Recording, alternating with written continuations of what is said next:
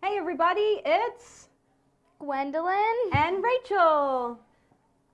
Today we are going to be talking about safety in the pet salon.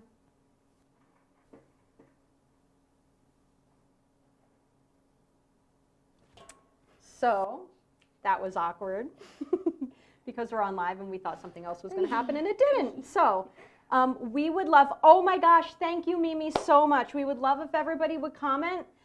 If you guys have any questions throughout this entire live video, we would love to get those questions and comments so that we can read them off and answer them as we're doing our live. So we're going to base this entire video on safety in the pet salon. We're really excited about this because it's a super important thing. We feel like it's the #1 important thing there is to owning a pet salon, or even if you're a client or a pet parent taking your pets to a pet salon, it's really the most important thing to know about having your pet groomed. Right. So we can see Mimi and we say hi. She said hi. Is there anybody else there? Susie. Hi, Sue.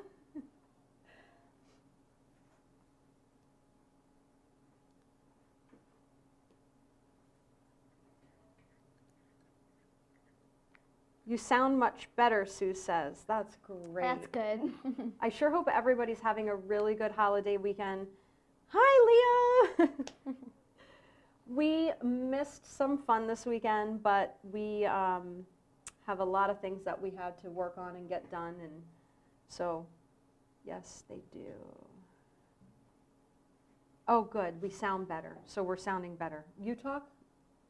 You talk. Hello. So that. How is everybody? So Gwendolyn sounds better. Everybody thinks Gwendolyn Yeah. sounds better because last time I think Gwendolyn was not. And if you I were need to quiet. talk louder, please tell me because.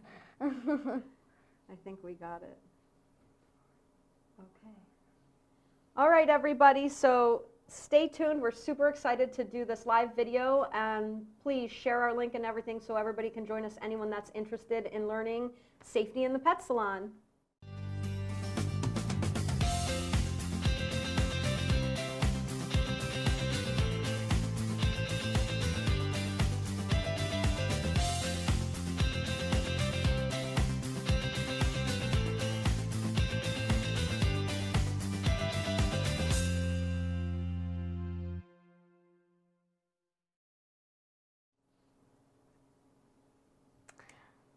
I'm going to start first.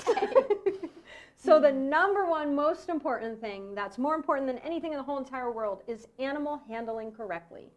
I started teaching Gwendolyn how to animal handle when she was a wee little tiny baby thing, and just the body language of the dog, the human, what you're doing back and forth, how you're interacting, and then how you actually handle the pet. So that is a whole entire nother conversation, a whole entire nother video that we're going to really look forward to doing in the future.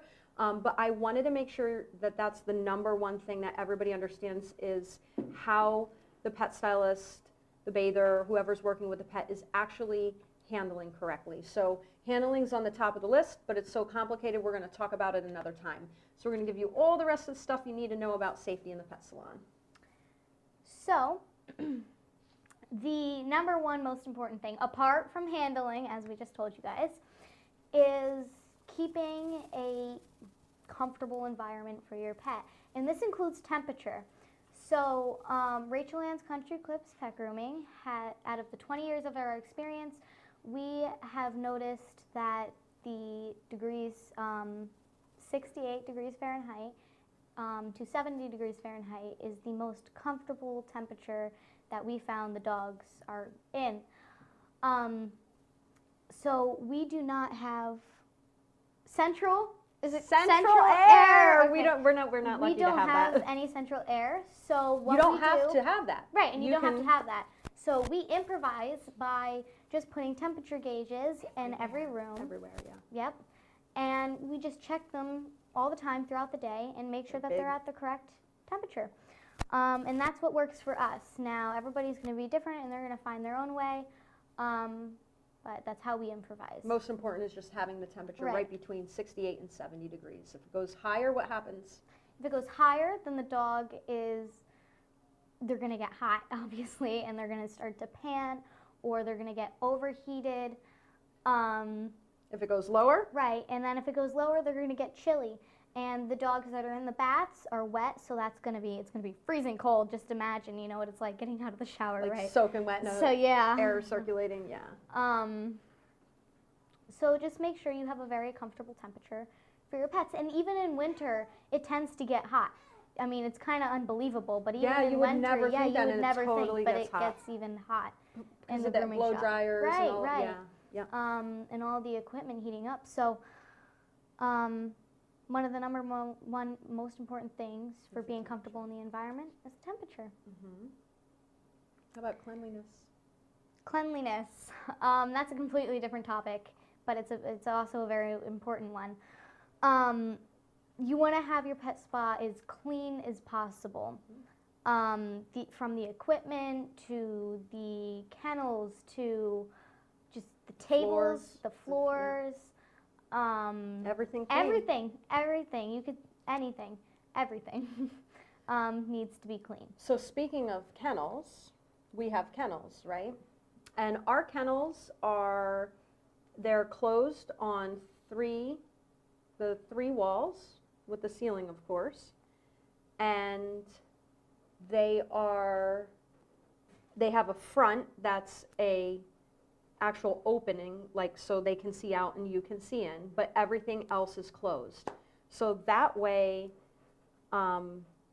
it's almost like a little comfortable den. Like I want to say like it's a comfortable den.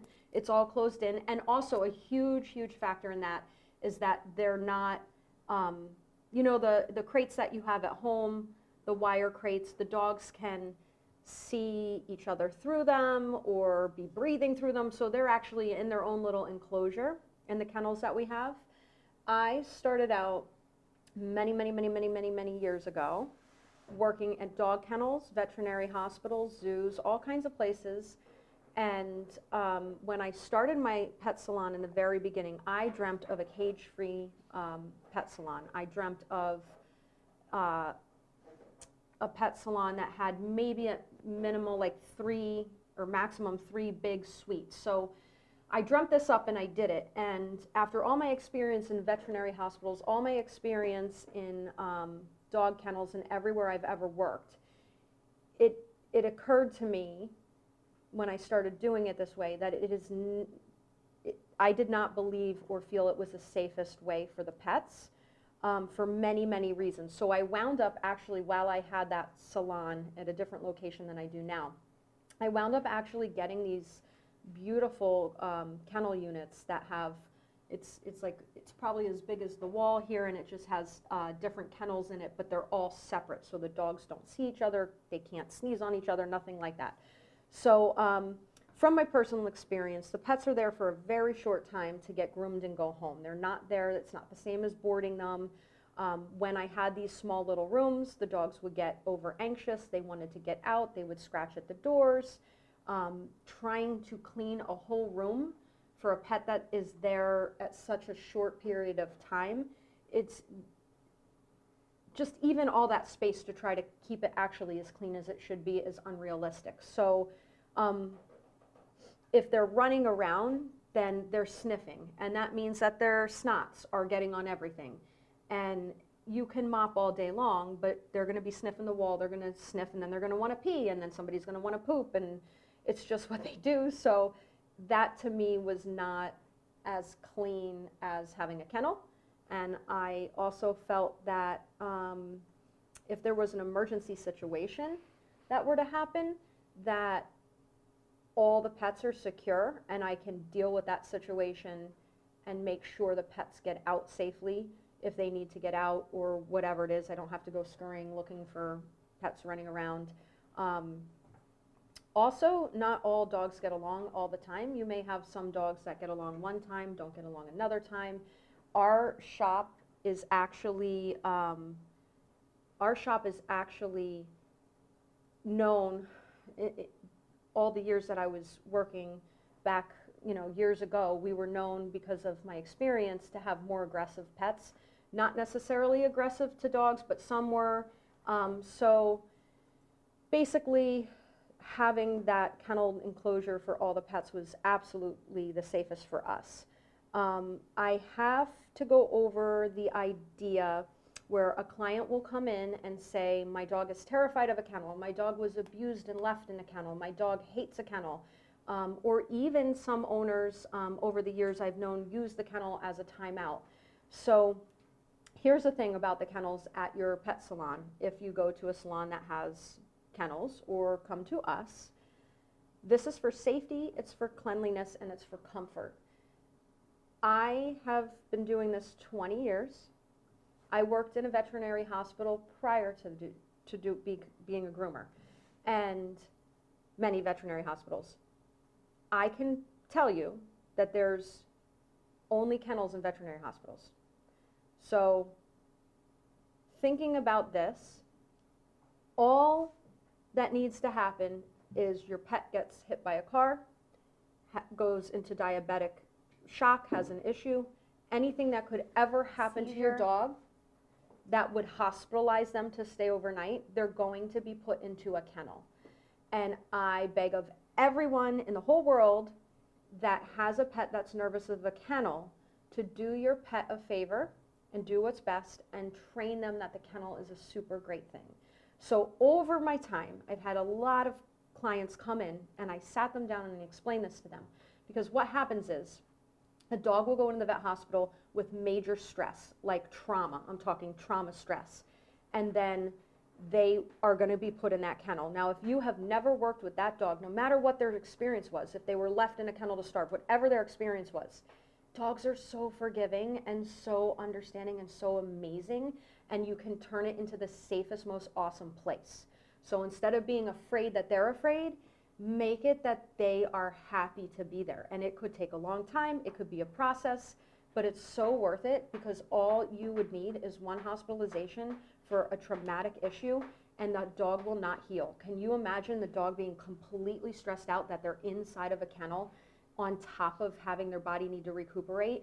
I don't have the study tonight with us, but I did read years and years ago there was a study done that dogs that were stressed while they had trauma happen to them tended to not survive compared to the dogs that were at rest and calm. They did a much better job at surviving and healing faster. So that's my advice to anyone who has concerns about that. And there, if, you know, like at our salon, I worked with, I worked with so many clients over the years that I can't think of one that didn't actually have an awesome result. Every single pet had an awesome result after coming a few times and just taking the time to train them and let them know it's okay, and they actually would just go in there on a big fluffy blanket and go to sleep. So it's a really comfortable, happy place.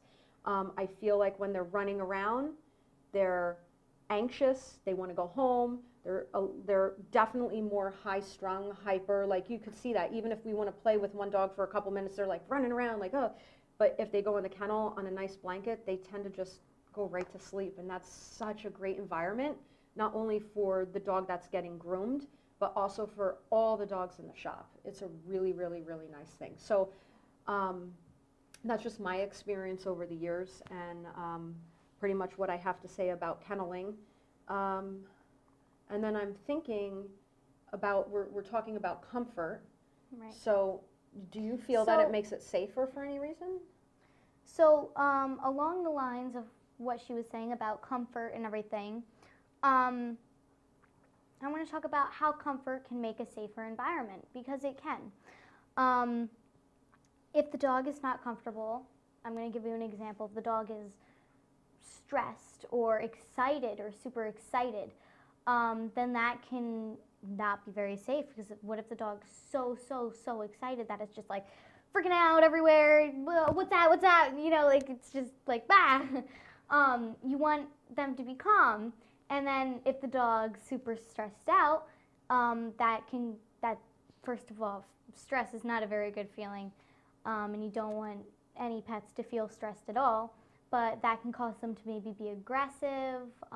There's a list of things that stress can cause, which could make it not as safe as it could be or should be. And what do we do, and I mean, you know this, what do we do to make or everyone calm and know what's happening? Like, how do they know what's happening? Right, okay. So how we try to make them more comfortable, especially, well, I'm just going to go over it. We have a routine, and we suggest everyone to have a routine. A routine is such a good thing because we have used a routine for the past, like, I can't, like, I grew up with this routine that we do to every dog, every single dog that comes into our salon gets the same routine. Now, the routine... What do you mean by that? What do you mean by the routine? Okay. So, for instance, the dog's going to get bathed, then he's going to get blown dry, then he's going to get his nails done, then he's going to get his ears cleaned, you know. Basically, such a steady routine that we have dogs coming in that literally pick up their foot, that know what foot is next. Like what foot we're going to clip next for nails. What foot we're going to do next for nails. Because we do them in the same exact order every single time to every single dog. Yep. Now, this routine can be adjusted depending if the dog has medical issues, is elderly. So depending on some things that are personal about the dog, the routine may be adjusted. But 90% of the time, maybe even more, it's the same routine. And that routine makes the dog confident, right? Right, makes the dog confident. They know knowing, what's going to happen next, so they're not nervous, they're not afraid, they know exactly. Oh, now you want this foot, you know? Yeah, they know exactly what's going to happen. And like when a dog is confident, you see it. Do you feel that they're totally calm then? Right, like so much calmer? They're not nervous, they're not worried about what's going to happen next. Yep, it makes them calm, and that's the safest, best way. And it makes us happy that they're happy, and that's so important. Okay, so do you want to go over, because I think this is great for you to go over safety restraints, because you are a newer groomer, right? Right. So, along the lines, well, okay. So first comes the comfort of the dog, and then you need restraints and the actual, like, literal physical safety of, because us groomers, we have a lot on our hands. We're using very, very sharp equipment, and we're using animals that, you know, do whatever they want. Right. With humans, you know, you can say, okay, keep your head here, and they'll keep their head there, but I don't know why I grabbed the chin. Because you hold the dog. Somebody has hold on. Somebody has a question. Can you keep your thought of where you were? Sorry, okay. yeah. Do you put them in the same kennel? That's a great question. Going back to kennels, we do not put any dogs from separate families in the same kennel. We will only put dogs from the same family in the same kennel at the owner's request or at the dog's request. And what I mean by that is if we take, we have many couples like this, that if we take the sibling out, the other one will be screaming, and so then we tend to do everything together with them. So they'll go in the same kennel, but we will not do that unless we talk to the owner okays that, because there are a lot of dogs that may get along fine at home, but if you were to put them in the same kennel in a grooming salon, they'd attack each other. So even if they're from the same family. So yes and no, but with the owner's consent. And then another thing for safety is there's always two people going to get, if there's two dogs in a kennel, then two people would be there to get them out, so that it's safer. Does Baby and Oliver give you trouble cutting their nails? Oh, so I think that, can you just put them up? Schneck. Snicky, don't do that, Snicky. You goof. Sorry. So Baby and Oliver have short legs, like they're down near the ground, their bodies. So we put restraints, which Gwendolyn's going to go over. This is a really great way. So they don't necessarily give you a hard time about doing the nails as much as it's hard for them to stand. So a way that we help that is we have belly bands, which Gwendolyn will explain. Different equipment we use underneath their to make the dogs as comfortable as possible. Their chest, and then a groomer's helper around their neck, and then we get them comfortable that they can stand, and if one leg is up, it's not hard for them to stand there. So if you want to explain that. Okay, so as she was just saying, we have belly bands, we have hip bands, we have shoulder and chest bands. So basically, all sorts of different equipment for all sorts of different reasons, comfort-wise. So the belly bands are going to be used for mainly bigger dogs or dogs with shorter legs, as she just explained, which just gives them more support. And it's a thick band that has foam inside of it, so it's real comfortable. But the outside's like, I don't know how to explain the material, but it's really easily clean. And there's foam, so it's very comfortable and it's very clean and doesn't get any hair stuck to it. It's kind of like hair repellent. It's really nice. So we mainly use those for bigger dogs, even elderly dogs that can't stand as long, so they can just, lean into the band. And then shoulder bands are for elderly dogs, also bigger dogs, and we normally use shoulder bands for dogs that have breathing problems, collapsed trachea. Those like pugs, Frenchies, they have pushed-in faces. So we put that around their shoulder rather than putting pressure on their throat. And what do you use around their necks? What do we use? What's that thing called? So it attaches here and it attaches here. Oh, okay. Groomer helper. These are amazing. I don't know what our salon would do without them.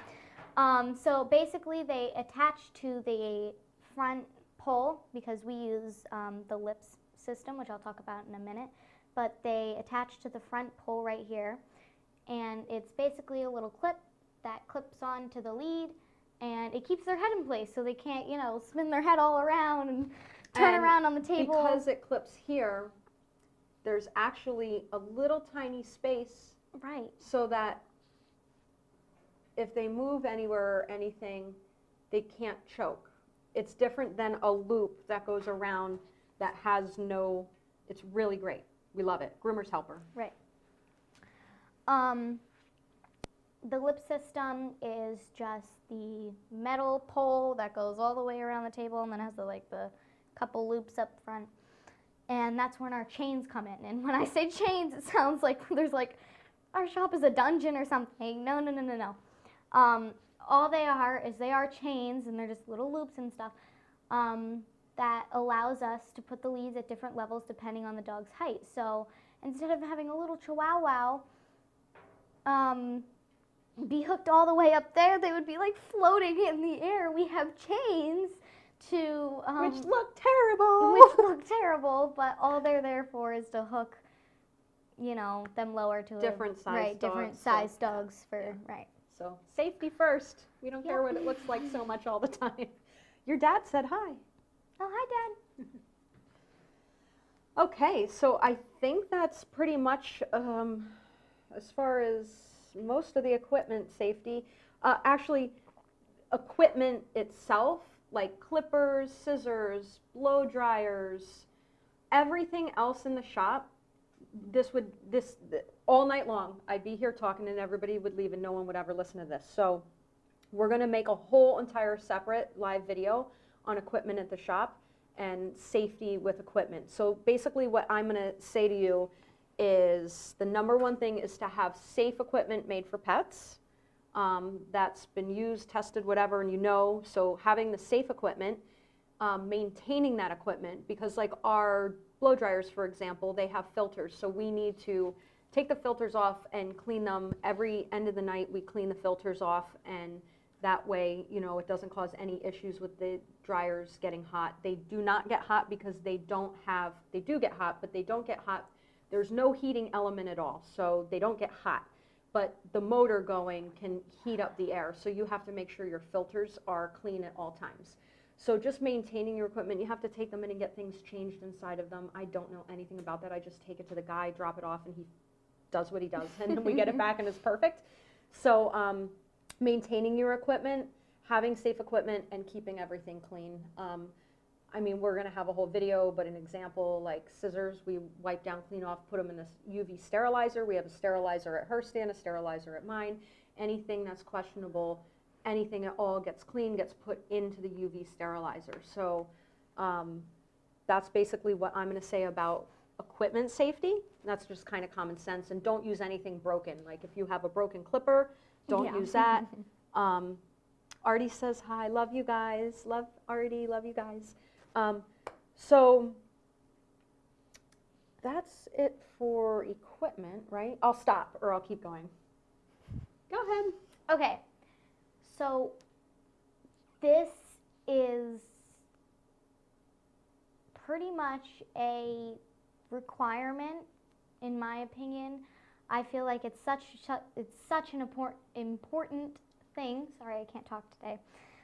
It's such an important topic, and we would want a salon to have an emergency plan if anything were to happen, whether it was something severe like a fire, or whether it was maybe a fight going on between dogs or something. Well, that wouldn't happen because there's no open concept. I don't. No. I'm saying like in a kennel free, or any any place there should be a plan. Right. Emergency plan. Natural disaster, an accident, a medical issue. There should be an emergency plan. There should always be an emergency plan, and we know all the vets around our area and know when they're open. And we have a plan for anything that would happen. We have a plan for anything that could happen, which is such an important thing to have. Yeah. And then I think a huge thing is I think a lot of people think if they find the right awesome groomer that an accident will never happen, like because the groomer's perfect. So 20 years of doing this, I will tell you, it doesn't matter who the groomer is, how good they are, how safe they are, every safety precaution, an accident can happen. Your dog can get nicked, an ear can get nicked, a pad can get nicked. It happens. I hate to say that, but I'm never going to lie. I'm always going to tell the truth. That's how we run the business. So if something ever happens, like an accident, the safety part of this is I nicked a pad on a dog, and no big deal as far as, it's a big deal because I nicked it, but I didn't like cut big chunks of the pad off, but it was a tiny little nick of the pad. So he didn't necessarily need to see the vet, but I could have just got it to stop bleeding, sent him home, and had him go on his way, and that would be the wrong, most horrible thing in the world to do. What I did was clean out the little spot, got it to stop bleeding, went out to his mom, showed his mom exactly where it was, told her exactly what happened. It was my fault. And told her if she needs to go to the vet, to take him, to watch him, but it was the tiniest little thing. So if I didn't tell her that, just imagine. Now, nothing happened. Everything was fine. He was fine within a couple days. He was fine. But what would happen if he would go home and it would get infected because he's walking on the dirt and maybe through the poo and God knows what else in the yard. So it would get infected. I mean, that's just completely irresponsible and not safe. That's the opposite of trying to do things correctly and safely. So being honest, open, and making sure no matter what, the owner's aware of everything. That's the safest for the pet.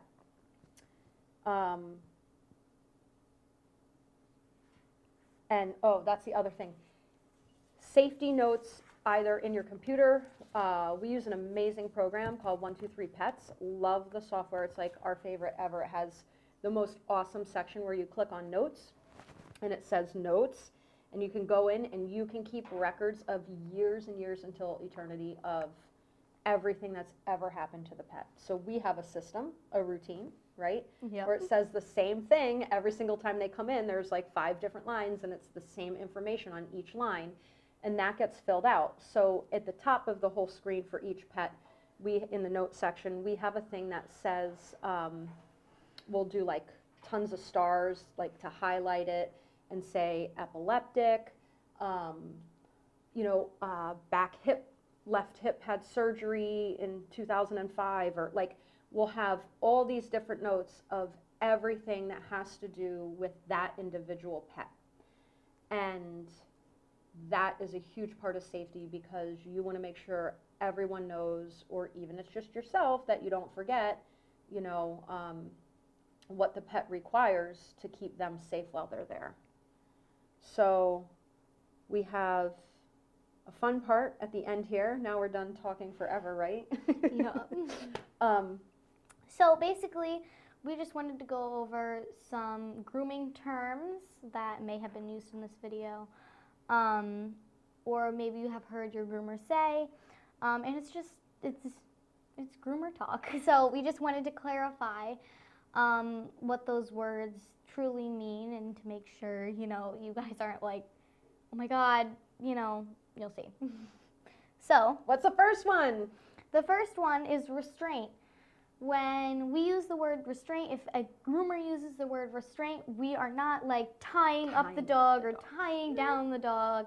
Restraint is a very strong word, and it doesn't mean that we are like restraining them. I've seen people and groomers like just like restraint, and like, yeah, they should be restrained to know exactly what's happening, to have the calmest situation. I've seen dogs that aren't restrained properly.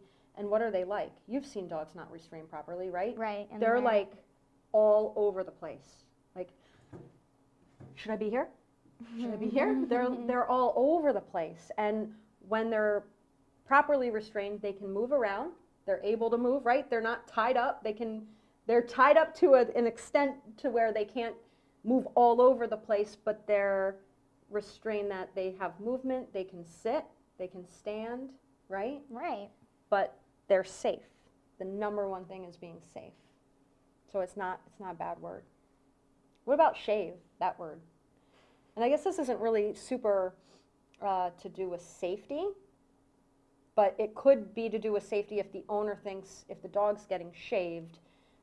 There have been many owners that thought, we are not using a Bic razor. They thought we're using a Bic razor. That's what some owners have thought. And if you're an owner that thinks that, we are not, we totally understand, because you're not in the grooming industry, and to us it's common sense, but to someone who's not in the industry could totally think that if the dog's getting shaved, it's a Bic razor. It is not. We only use very safe clippers.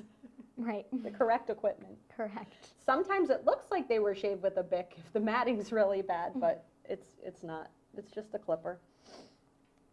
Kennel and cage. Those words. Yeah. Especially cage. It's like, it's a cage. Like, it doesn't. You're going to prison. Right. I'm locking you up. That's human.